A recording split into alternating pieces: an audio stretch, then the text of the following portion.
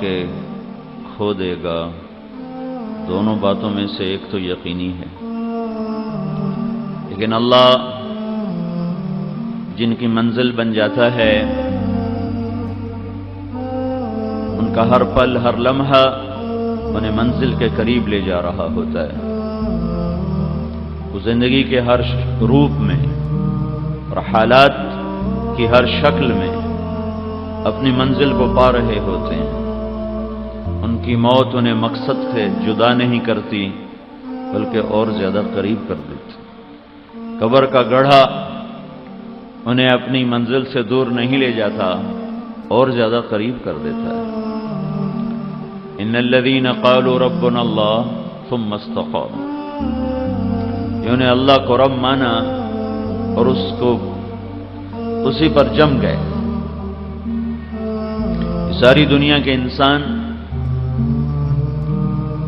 خسارے میں ہیں اگر یہ اللہ کو اپنا مطلوب نہ بنائے۔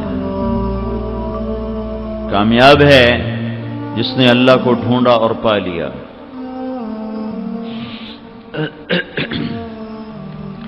یا عبادی انی لم اخلقکم لاستکثر بکم من قلہ، میرے بندو تمہیں اس لیے پیدا نہیں کیا کہ میرے خزانے تھوڑے پڑ گئے تھے تو تمہیں پیدا کر کے اپنے خزانوں کو پورا کروں۔ ولا لاستأنسکم بالوحشہ، نہ میں نے تمہیں اس لیے پیدا کیا کہ میں اکیلے میں گھبراتا تھا تو تمہیں پیدا کر کے جی لگاؤں۔ ولا لاستعین بکم علی امر قد عجزت عنہ، نہ میں نے تمہیں اس لیے پیدا کیا کہ میرا کوئی کام اٹک گیا تھا، مجھے تمہاری مدد کی ضرورت پڑ گئی تھی تو میں نے تمہیں پیدا کر کے اپنا کام نکالا۔ ان میں سے ایک بات بھی تمہاری تخلیق کا مقصد نہیں ہے۔ تمہیں بورے والے میں کیوں بھیجا ہے اور تمہیں زیر زمین کیوں پہنچاتا ہوں اور تمہیں موت کے بعد کیوں اٹھاتا ہوں؟ اور یہاں آنے کا موضوع کیا ہے؟ انما خلقتکم لتعبدونی طویلا وتذکرونی کثیرا وتسبحونی بکرۃ واصیلا، میں نے تمہیں اس لیے پیدا کیا ہے کہ تم ساری زندگی میری مان کے چلو، میری بندگی میں چلو اور ہر وقت مجھے یاد رکھو، اور ابھرتے ڈوبتے سورج کے ساتھ میری یاد تمہارے سنگ سنگ چلے، کسی لمحہ تمہارا دل مجھ سے غافل نہ ہو، تمہاری زبان مجھ سے غافل نہ ہو، تمہارا دل میرے ہی طلب میں ہو۔ اللہ تعالیٰ نے ابراہیم علیہ السلام سے فرمایا، ابراہیم کن والہن بذکری، میری یاد میں مجنوں ہوا کر، دیوانہ۔ کن والہن بذکری، میری یاد میں دیوانہ بنا کر۔ فاحذر ان اطلع علیک من فوق عرش فارا قلبک مشغولا بغیری فامحو اسمک عن دیوان محبتی۔ دیکھو دیکھو ابراہیم، کس کو کہہ رہے ہیں؟ ابراہیم خلیل اللہ۔ ابراہیم میری یاد میں مگن رہے۔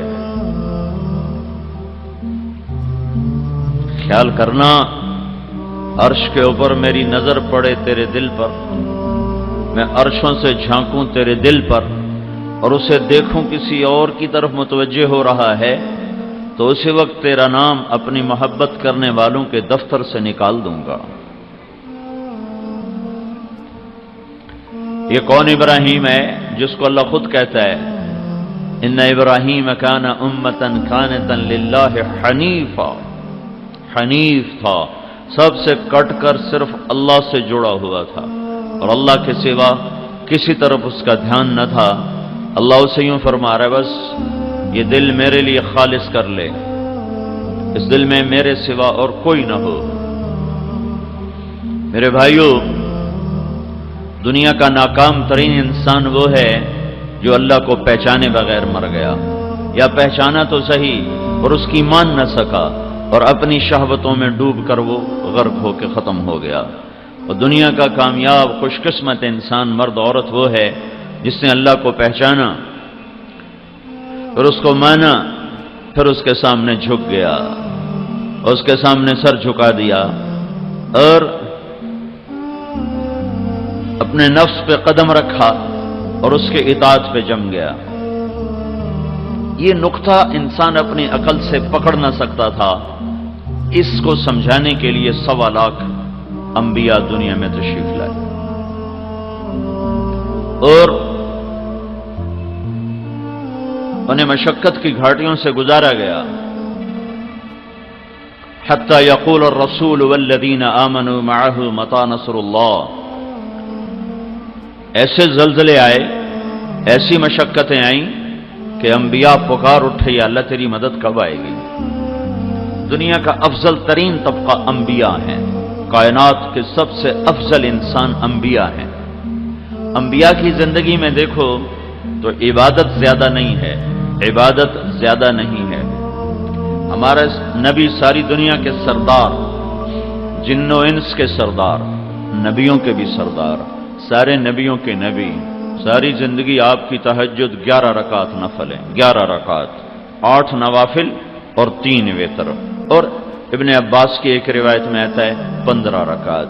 لیکن یہ 15 رکعت مستقل نہیں تھیں، آپ کی مستقل رات کی بندگی 11 رکعت، کبھی اس سے بھی کم، کبھی اس سے بھی کم۔ سوتے بھی ہیں، جاگتے بھی ہیں۔ کوئی رات آپ کی زندگی میں ایسی نہیں آئی کہ آپ نے عشاء کے وضو سے فجر کی نماز پڑھی ہو۔ تابعین میں، صحابہ میں بکثرت ملیں گے عشاء کے وضو سے فجر کی نماز پڑھی، لیکن ہمارے رسول پاک صلی اللہ تعالی علیہ وسلم کی زندگی بھر میں کبھی نہیں ملے گا کہ عشاء کے وضو سے آپ نے فجر کی نماز ادا کی ہو۔ انبیاء کی زندگی میں جو سب سے نمایاں چیز ہے وہ انسانیت کا غم، کڑھن ہے، درد، بے قراری ہے، اور ان کے پیچھے دیوانہ وار پھرنا ہے۔ یہ انبیاء کی امتیازی چیز ہے۔ رب انی دعوت قومی لیلا و نہارا، جو انبیاء کی بندگی، عبادت، انبیاء کا ذکر، انبیاء کی تسبیح، انبیاء کی تلاوت کیا ہے؟ رب انی دعوت قومی لیلا و نہارا، یا اللہ دن رات میں تو